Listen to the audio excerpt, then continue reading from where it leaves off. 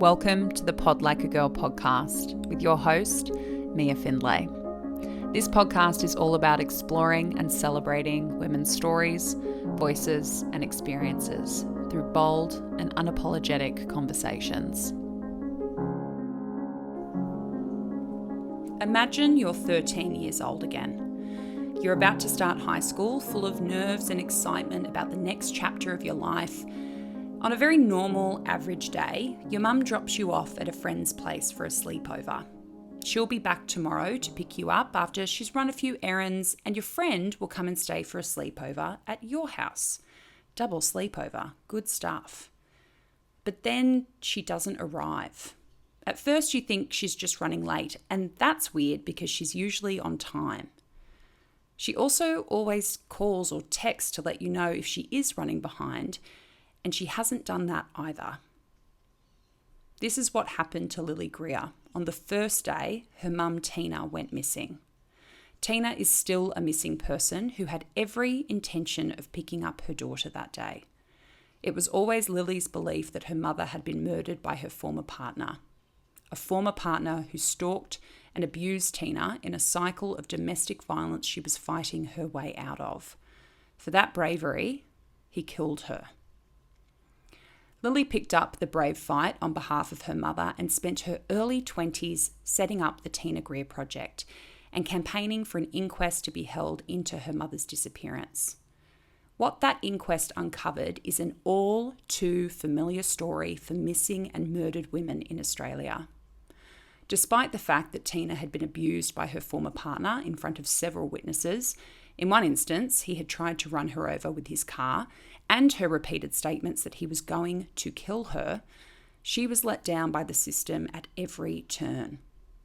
Even though her murderer had made a series of strange decisions in the immediate hours after her disappearance, like throwing away his mattress and turning off his phone for an extended period of time, or the escalating, threatening texts he was sending her, it was instead suggested to Lily that her mother had left or taken her own life, even if that wasn't the logical explanation, or the one Australian women know all too well.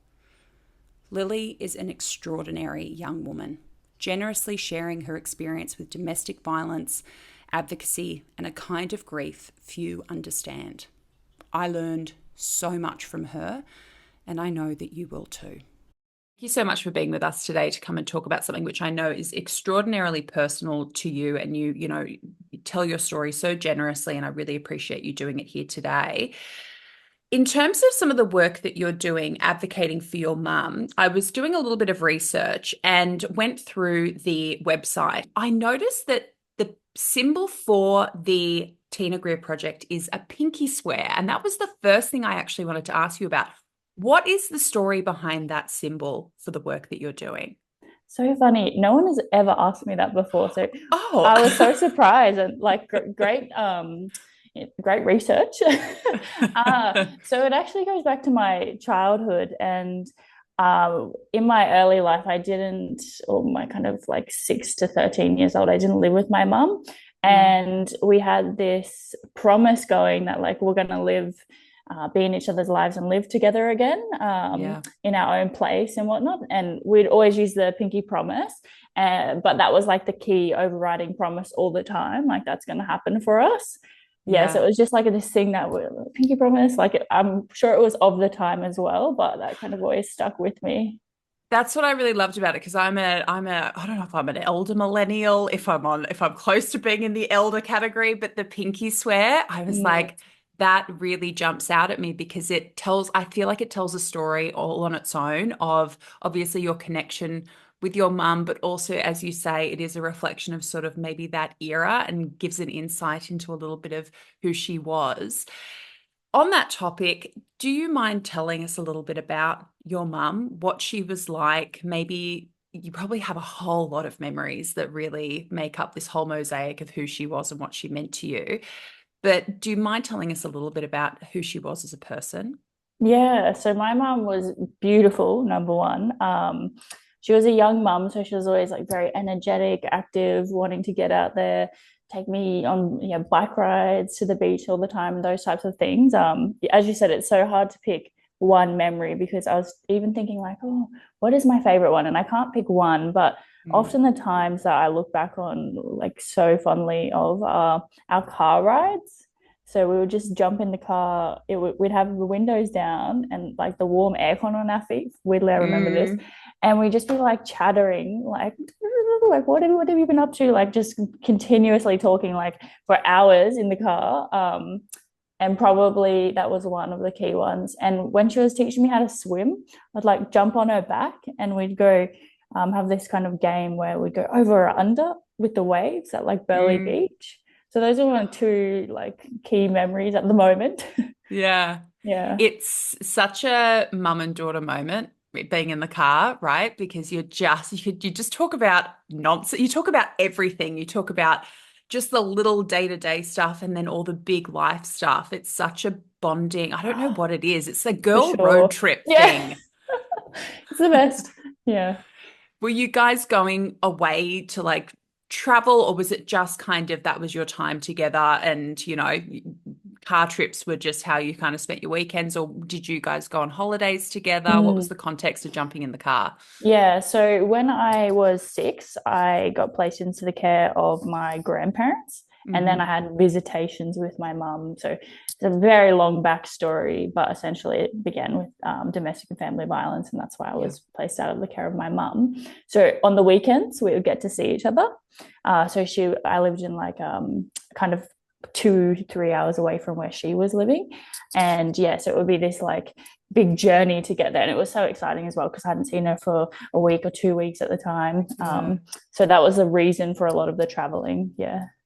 I remember that feeling. My parents were split. And so when my dad would, we'd have, every second weekend, just that whole day at school, you'd just be like, I don't care. I'm not listening. I'm not paying attention.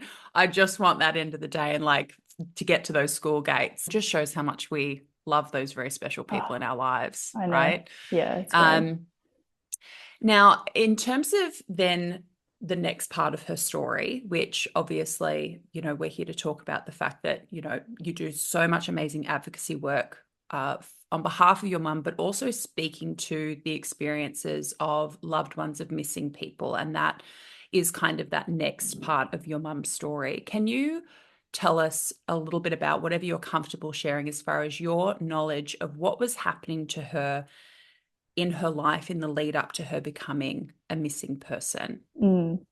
So it started, I mean, I believe with most people, exposure to domestic and family violence starts from a young age, and you're kind of conditioned to accept certain sorts of behaviors that are perpetrated against you. But in terms of more recently, closer to when she went missing, she was in a relationship with a man called Les Sharman, who was not a good person, and they had been together for about 3 to 5 years leading up to her disappearance and ultimately her murder. And it was very abusive. And like most relationships, it increased in intensity of abuse. Mm. And we had actually, so at the time earlier, I said that I lived with my grandparents. I had run away from there, gotten out of there, and my mom and I got our own place. So Mm. she was in the process of leaving him at the time. It's very complicated because I always say she and they broke up, which they did, but because relationships like that, especially abusive, there's never a clean break. So the contact is continuing, and in this case, there was stalking and just it was excessive. So they were still in contact, but they had broken up. We had gotten our own place, and yeah, the violence and abuse really started escalating. So it was the in 2011 we got our own property, and then after not even 6 weeks, she went missing. And we now know the last day I saw her, we were school shopping for shoes. I was about to start high school. My mum's Mm. birthday is also closer then. So our life was just looking up. It's very contrasted to Yeah. there's all this violence happening, but we were so excited still just to Mm. be in each other's company and have a new life. So yeah, we went school shopping. She dropped me off at my friend's for a sleepover. She went to his property. So we were really poor. And that's a part of abuse as well, like financial control. and she was definitely dependent on him. So she was struggling a lot, and we didn't have a washing machine. So she went there to do our washing as well as send her car back. So the reason she had to do that was we were being stalked, and over the course of, I don't know, the 4 to 6 weeks, the stalking was getting more aggressive. And we didn't know at the time that it was this man, but looking back, you can connect the dots. But it was actually over a New Year's Eve, I believe, of 2012, poured like paint stripper all over my mum's car. And that was kind of the only thing of value that her and I had as well. So we were like, what's going on? And along with the paint stripper, pot plants were being broken on the veranda. It was just getting excessive. Yeah. So yeah, she went there to send the car back so it wouldn't rust. And then the plan was the next day to pick me up along with my friend and have another sleepover at our house. And that never happened. So she had all these plans. It wasn't just even the oddness of her not coming to pick. There was all of this previous, you're going to school, her birthday's coming up, you're making plans. She's actively, talking about the day-to-day minutiae of her life. And then suddenly she doesn't come and pick you up. As far as your processing of that as a child, what was because all these odd things were kind of happening in the lead up to this, but you're a kid. And so now in hindsight, it's like, as you say, all these pieces come together. As far as your understanding of mum not coming to pick you up, do you remember in the immediate aftermath what your understanding of that was? Mm. In regards, I didn't know that it was related to the stalking at the time. We knew obviously like we weren't safe, but we didn't know from who. And then that played into obviously the partner or ex-partner coming back in and being that like protector role. So it was very well crafted, but had no idea at the time. And that day I thought she was running late, but I also realized and knew it was really weird that she wouldn't call or text, because for 3 or 4 years I hid a secret phone where I would talk to my mum. Wow. Yeah, so we were like on comms all the time. So it was super bizarre that she wouldn't contact us and let us know that she was running late. And yeah, like the levels that we went to stay in contact secretly were so extreme as well. So that was definitely a red flag. But it's the weirdest feeling, because you don't obviously go to that immediately, but because of the past and the violence, I knew that something was wrong, but I was also afraid to call the police or act on it, because I thought, well, this man's obviously a criminal, so I've been kind of taught not to get in bed with the police, so to speak. Like, don't call the police is essentially how I was trained. So it was like this pull between of, what do we do? Or am I going to get like in trouble by this guy if nothing happened and we called the police? So that was obviously a bad thing, not to call them so soon. I can't take full responsibility because I was 13, but yeah, it was definitely, that time period was crucial. So she wasn't actually reported missing for 3 days after that. There was, my friend's mum driving to our house and looking around and calling people, trying to figure out where she was. But it's a very like surreal period of time that before someone's reported missing to the police. Yeah, it's crazy. Yeah. And it used to be that it was quite standard for the police to say, "Oh, come and talk to us when it's been like something like 2 or 3 days." Is that still the policy, or is it advised that as soon as you suspect that somebody is, missing, or just that something's off, that you should be reporting it? Or is it still that old school policy of come and talk to us in 72 hours? Like, we don't want to hear from you until that time's passed. So there's no actual rule. Like, you can report someone missing as soon as you think they've gone missing. How the police respond to you might differ depending on the circumstances that they might perceive someone to have gone missing. So the police treat non-suspicious disappearances obviously with a lot less, I don't want to say care, but it's not as a high priority as say suspicious. Yeah. So in my case, I was lucky, if there is such a thing, because immediately it was treated as suspicious by the police, just because of all the context, who this man was and whatnot. So that was a good thing in terms of the investigation.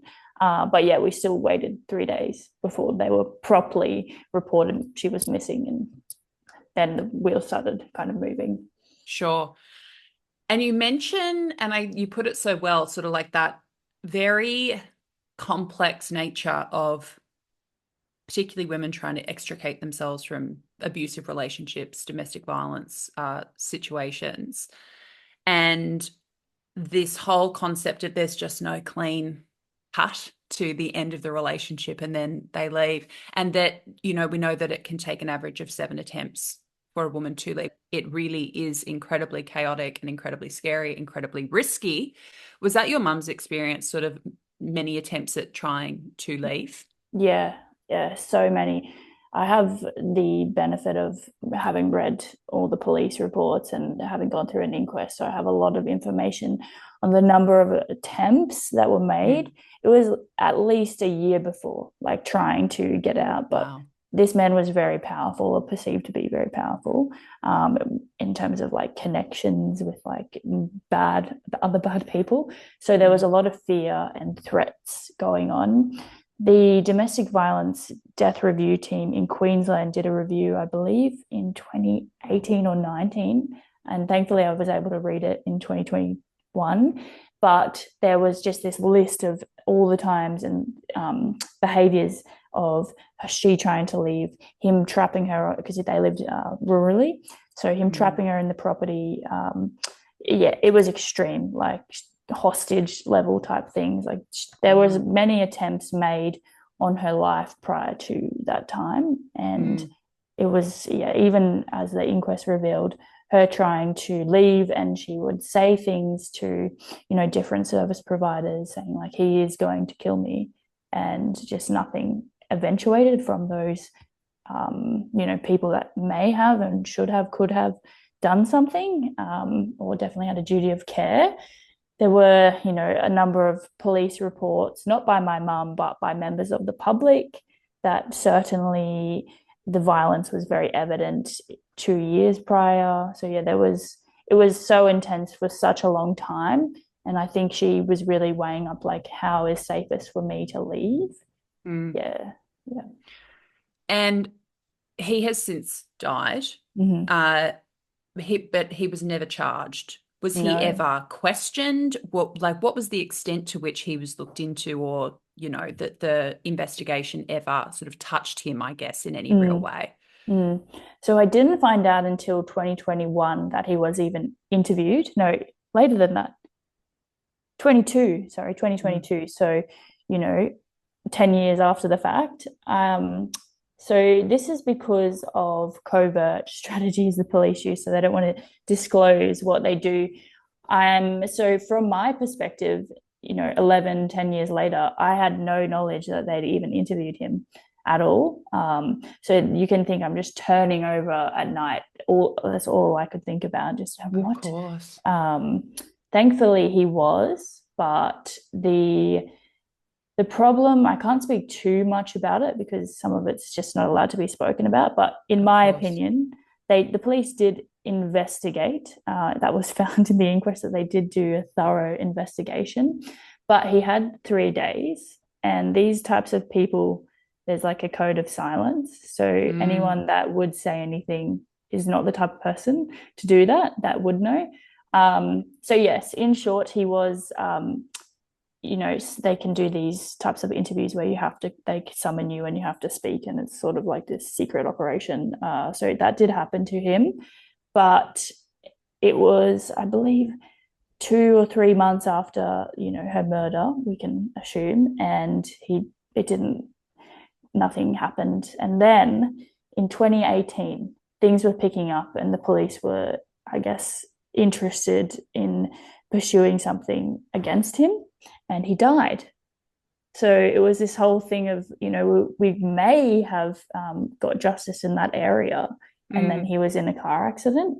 So it was just like bad timing. Wow. Yeah, it was just, when I found that, I was like, you're joking.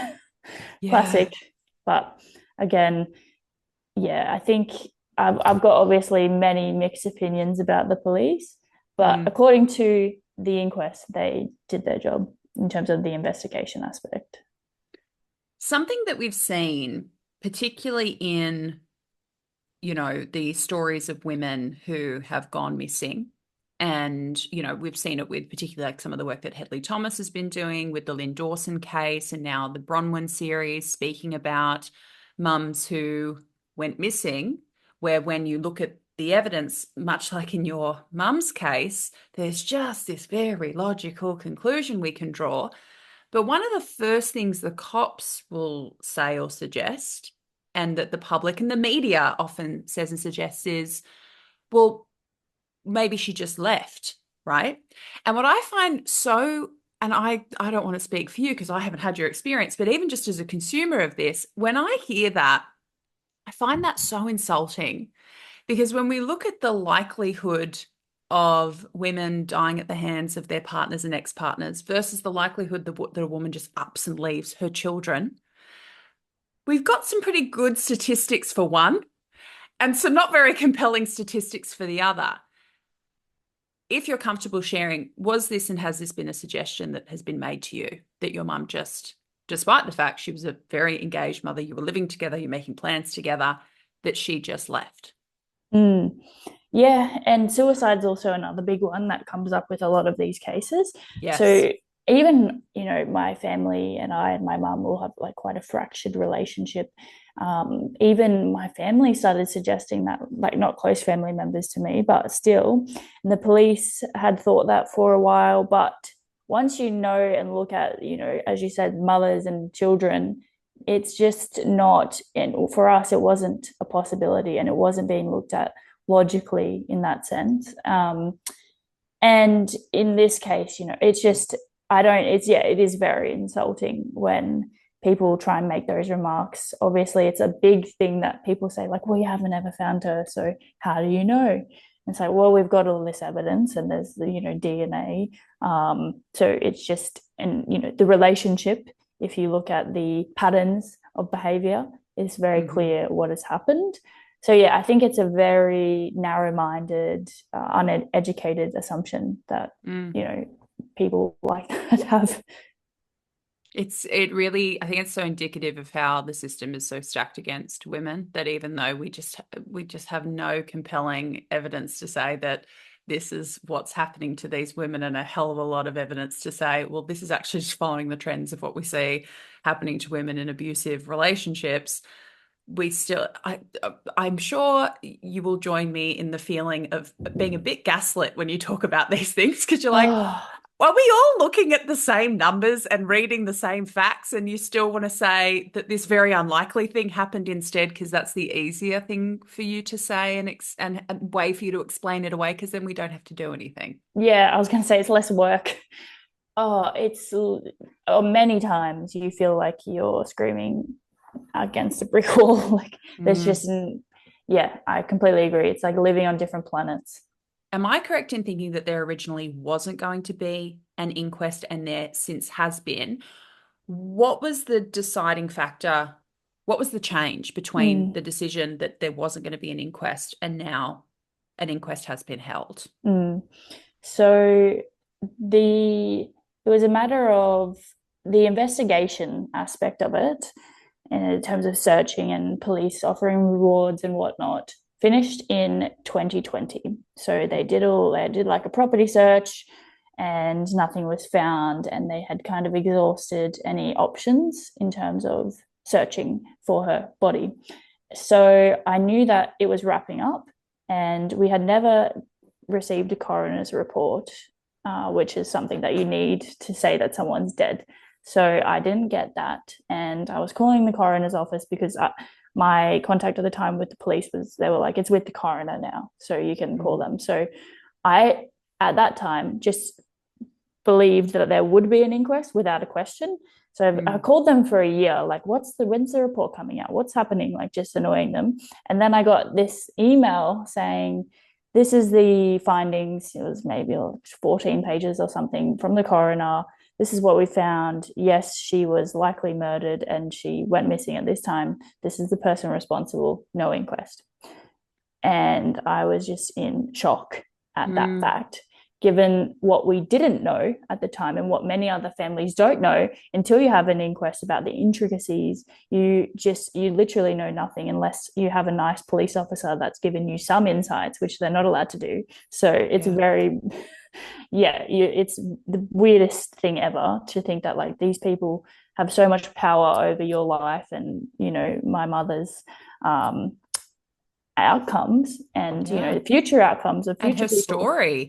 Like it's so then that's what ignited my passion to start the Teen Greer project, because I was going back and forth with them and arguing, and I was getting nowhere. And I just thought, I cannot believe this. I need to tell everyone and like start a petition, get this everywhere, because there was, at the time, I didn't know that he'd been not interviewed by the he had been interviewed. I did not know that. It was not documented anywhere. It wasn't in the initial coroner's report, nothing. And obviously there was a lot of police contact, a lot of services, government providers in the mix of this, and many opportunities which were clear from even the initial report that were missed, and that she had fallen through the cracks. And that was very clear, even from the very small document that it was. So started, petitioning for 10 months or so, had a meeting with the Attorney General, got, 22,000 signatures or something for an inquest, and then an inquest was granted. So that was that process. And I just get so like worked up thinking about it, because I think this happens to so many people and they make it so difficult to even have a fair, it's an inquest. Like in terms of an inquest, nothing legally can really happen. All these people that were found inadequate, you just get a recommendation. So legally, the consequences aren't even that large for the other parties, but it means so much. It was life-changing for me to hear and know more about her story and, the lead up, and just also get that validation of these things were done wrong and they should have done better by her. Yes. How old were you when you started the project? I would have been 23. Wow. That is unbelievably commendable. Your brain wasn't even fully formed yet, and you're there. That's unbelievable. Like incredible dedication and commitment. Did you do this on your own? Have you had help, guidance? Like, where do you start? How do you know where to start? I have to get this many signatures. This is the thing that's going to help put maybe some pressure on somebody doing something about, providing an inquest. How did you know what to do? It was a lot of Googling and thinking about my rights and trying to figure out that. But I knew that social media would be, because pressure is what gets people and, courts and politics moving. So more eyes on her case. And I had at the time a lady so there's this service called Queensland Victims Homicide Support. I think every state has one, but my mum were Queenslanders. So her son, a similar thing had happened to, and she said, go into the media, like just be loud about it, and that should help. And then I started doing more research, and I connected with the Miss Foundation and just meeting all these really great people that had some great advice in terms of just applying that public open pressure. So, and reaching out to different news stories, tagging everyone, just being a psychopath, writing everyone. Just being loud, essentially. Yeah. Yeah. As far as everything that you learned from the inquest and just all of your knowledge that you've gained, not only from your mum's lived experience, your lived experience, but as you say, like now your interconnectedness with these communities, people who have experienced domestic violence, people who have loved ones who are missing, but particularly just first in that realm of what you've learned about our attitudes towards domestic violence, particularly from the government, from the police, from the media. What do you think are the major things that need to change as far as our attitudes, as far as how we think about these things, like particularly domestic violence? So with my mum's case, it was even argued last year, the fact that she had made decisions that had caused, or they argued that they had caused, it's essentially her fault, was the underlying argument. There was a lot of victim blaming, even in the court last year. And just hearing from, because I think I live in this sort of echo chamber of people who care about, women and preventing violence, Yeah. but not everyone does. And until you're in a courtroom with people literally blaming your mother for her death and just listening to police speak about violent incidents and with like no regard for a person's life, you just think, oh my God, like you do not understand the concepts and the intricacies of domestic violence. So obviously education would be the primary thing to get people's brains working. But it just blows my mind, the level of victim blaming that happens, particularly in my mum's case, because she has such a colourful past, which most people do. There's no perfect victims, and you're silly if you think that there's a perfect victim and that it's the people that have the most are perceived as the least perfect victims are the ones that are the most likely to be victims. Yes. So we need to be supporting and protecting those people as equally. And I found that definitely wasn't how my mum was treated. And yeah, it's even more exaggerated and exacerbated for people of color. So there's so many interconnected layers. There obviously needs to be like a systematic changes in terms of who's governing, the police force, child safety, just the attitudes in general, I think would change dramatically if there was appropriate education. Yeah. And I mean, that's so crucial in terms of how the police handle this stuff and their training around domestic violence. But so much of that is about taking the wisdom and knowledge from people with lived experience, which seems to be a huge gap, which it's wild to me that still hasn't been bridged appropriately, to really hear the experiences of people across all kinds of intersectionality, as you say. Because as we know, I believe it's First Nations women are 8 times more likely to suffer at the hands of domestic violence, and much less likely, astronomically less likely to be responded to appropriately or helped appropriately. And I think what you say there, as far as like no perfect victims, and there's also in terms of the perpetrators, where we also try to say, well, look, this person had a pattern of behavior or whatever, which is just ignoring the fact that, I'm just across from Sydney CBD right now. There's CEOs in suits walking around who are doing this to their partners. I think that especially in terms of every postcode, the types of abuse are still there. They're just arguably more sinister and more hidden.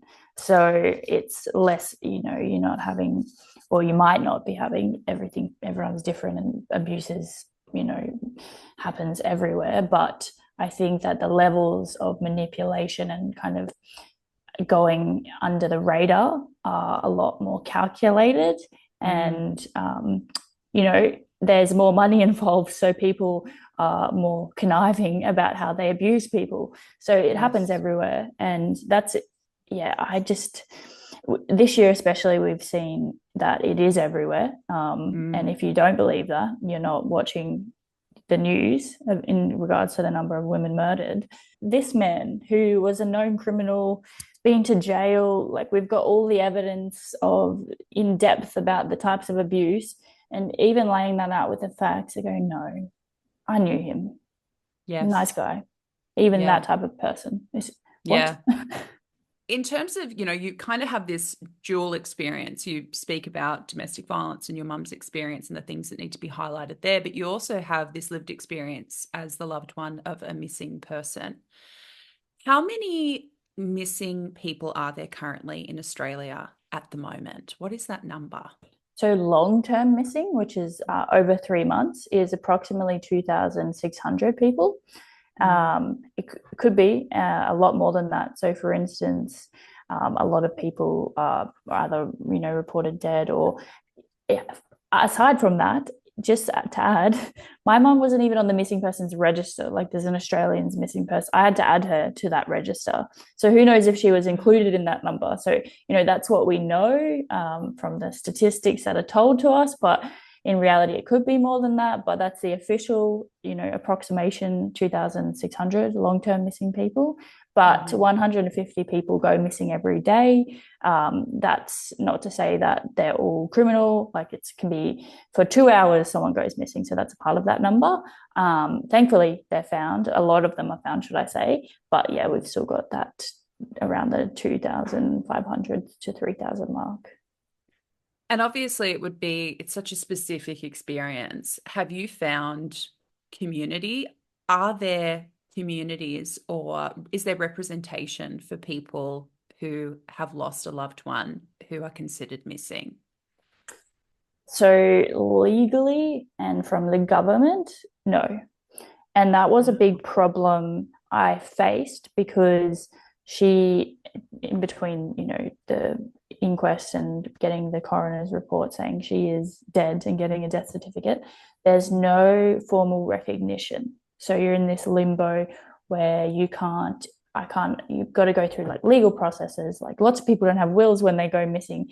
The bureaucracy of those types of things, you cannot get anything done in that loved one's name. Like for other families, I know that they're getting mail. They want to stop like the bills coming in. They don't have any power because legally that person hasn't been declared as dead, or like there's just no there's no middle ground there's no where middle. you can say, well, that is incredibly triggering for people, I imagine, to be receiving things like correspondence for that person, mail for that person, and not knowing when that's going to show up. Yeah. So thankfully, and I love them. So Lauren from the Miss Foundation, Lauren O'Keefe, she runs the only missing person charity of its kind in Australia to support long-term missing families. And I found Lauren through watching an episode of You Can't Ask That when I was researching, how to get an inquest, missing people, all the sorts of underlying, overarching societal problems that my mum's case was bringing up for me. And obviously, I'm having to argue like why she deserves to be recognized, and just connecting that to broader issues was really important. So that's how I found the Miss Foundation. And through that, obviously, I've met the most wonderful people. And it's crazy to think that we all have the circumstances of someone going missing vary from mental health. They could be elderly, they can be suspicious. There's so many reasons that someone goes missing, but all of the families have such a similar experience. And it's so unique, but we all feel so connected, if that makes sense. Yeah. So 100%. Yeah. So thankfully, there's a non-government funded community of missing people's family members that can lean on each other. But yeah, the governmental side of things is really behind.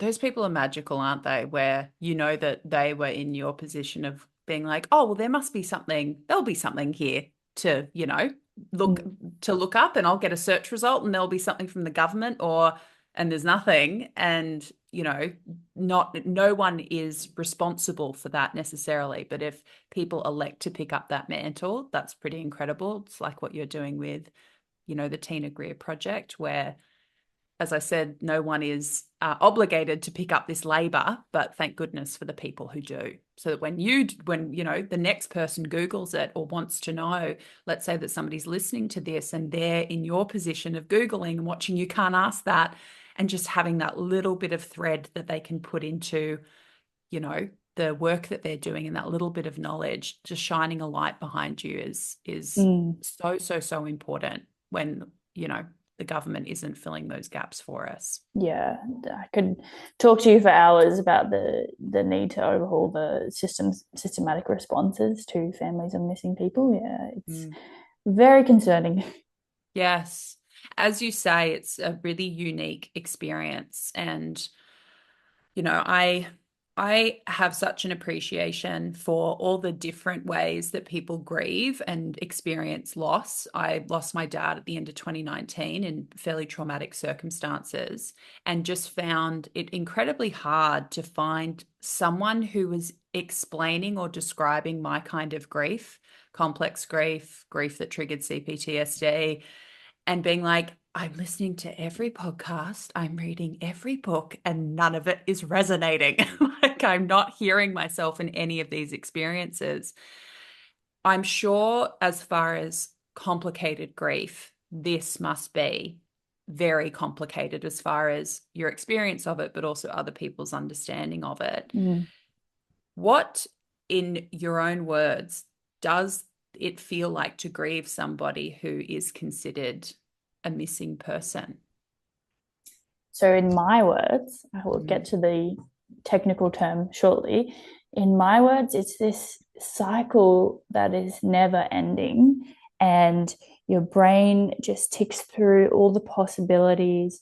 One day you'll be not okay with, the fact that they might not come back, but you kind of come to terms with it a little bit, and then the next day you haven't come to terms with it, and it's just this back and forth limbo land where your brain is just constantly running overdrive, trying to come up with every scenario. I go through phases of life where I'll just keep dreaming about all the things that could happen. Like causes PTSD in people and complex PTSD, and your body is just on like such an alert because you've got this, there's no ending in sight, and the trauma of it actually can compile with time. Like people say time heals all. With this, it doesn't, and it exacerbates it. And I am working now with the Miss Foundation as well, and it's becoming more of a, I suppose, a thing that I'm trying to accept is there's families that have missing loved ones for 30 to 50 years, and there's no sort of what the public would call resolution to it. My mum's coming up 13 years, and to think that it might be my whole life that this is just how I live and this is my mental state forever is kind of really scary. But that's the feelings in my own words of how I would describe it. But the technical term for it is actually called ambiguous loss. And that's been studied and looked into the effects that has on people. And yeah, it's this no clear cyclical grief cycle that people would usually follow when somebody, say, just dies and you know what happened to them and you have a body and such. You've mentioned that you really hate the word closure. I so hear you on that.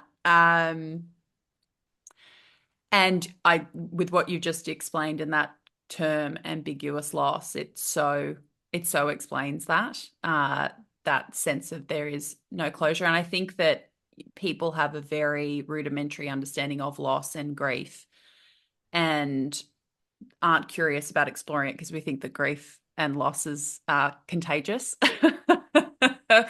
What are some of the things that we shouldn't ask or say to somebody who is the loved one of a missing person? What are people getting wrong as far as their curiosity or their attempt to kind of make connection or sort of make you feel better, quote unquote?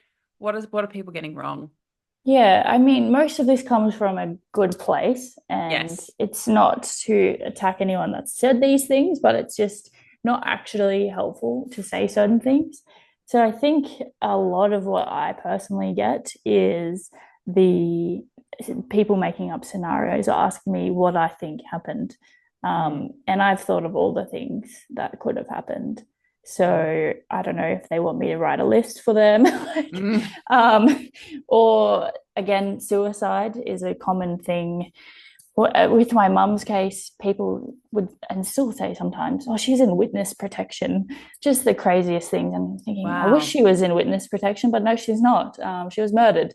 So just this kind of theories that people throw out, and suicide is a really big one. And that is a causal, that is why some people do go missing. So it's very valid, but it's not a particularly positive or nice thing to say and to cast your views on why someone's gone missing.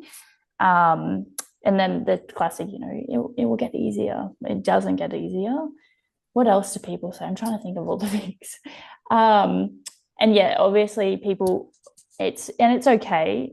And I know it's, again, coming from a good place, is the word closure. Like, you just need closure. And I myself have said I need closure publicly in the media probably 5 years ago, because at the time I didn't understand what ambiguous loss was. And it's the easiest way for a family member to get their point across to the media quickly. Yeah. And it's what people resonate with. So sometimes I have used that word to get people to listen to me. But if we think about the word closure, if I do find what people would, think of as closure, it means that I've found my mom's body and that she, these terrible things happened to her. And that's a new chapter of me trying to grieve that and so there's nothing clean cut about any form of grief, but particularly about the grief surrounding missing persons. Yeah, we have such an instinct to just want to make it all okay. Mm. And sometimes for the other person, but very often for themselves, right? Like, they want to offer a solution, or they want to, tidy something up that's incredibly complex, as you say. And so it comes from a really good place. But like, if people can just get comfortable with being like, I'm just going to meet this person where they are, I'm just going to listen and, really come to terms with the fact that I don't have answers, and it's okay that I don't have answers. This person knows more about their experience than I do.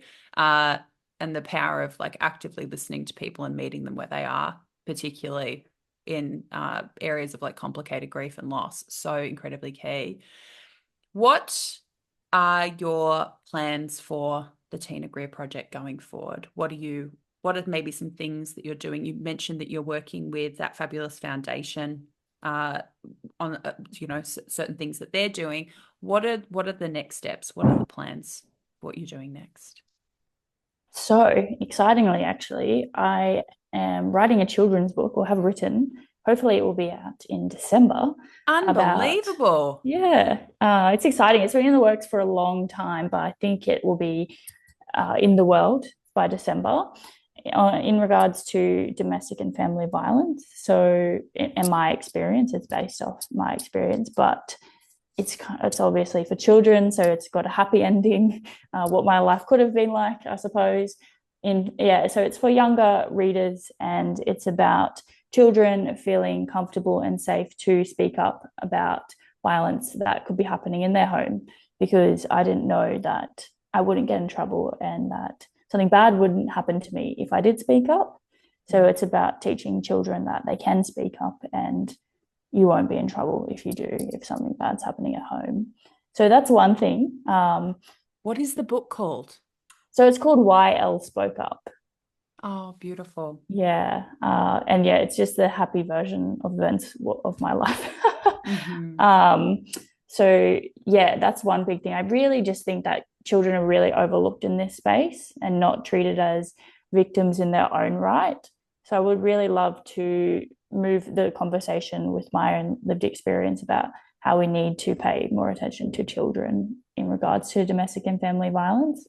And then obviously there's so many things I want to do, but in terms of a really easy actionable thing is some of the inquest recommendations haven't been implemented, particularly by child safety, as a matter of fact, and just trying to get a reasonably simple task such as rolling out training implemented in the Department of Child Safety in Queensland, you'd think would be mandatory, seeing as they deal with children of domestic violence every day, but it's not.